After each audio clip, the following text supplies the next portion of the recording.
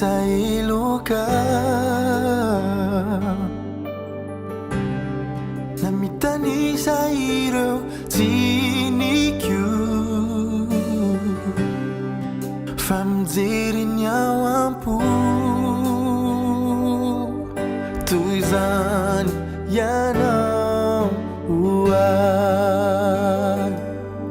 toy zany ianao hoay tsy manisa eloka na mitanisa ireo tinikyo fa mijery ny ao am-po toy zany ianao hoay toy zany ianao hoay fa tinao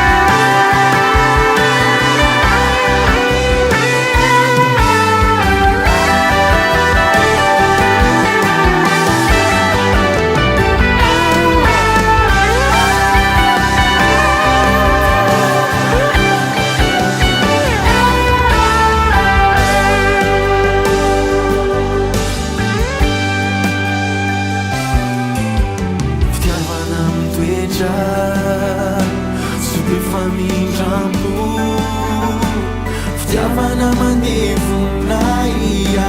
izany no nitiavany ay fitiavana mitoetra tsy be famindrampo fitiavana mandevonay izany no nitiavany ay fitiavana mitoetra tsy be famindrampo fitiavana mandevonay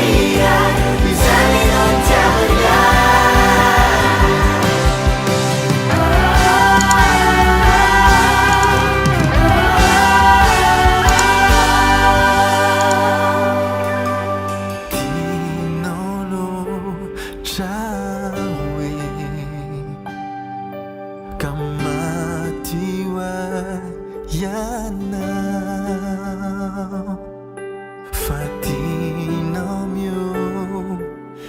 zao rehetr'izao tena fitiavana, tena fitiavana.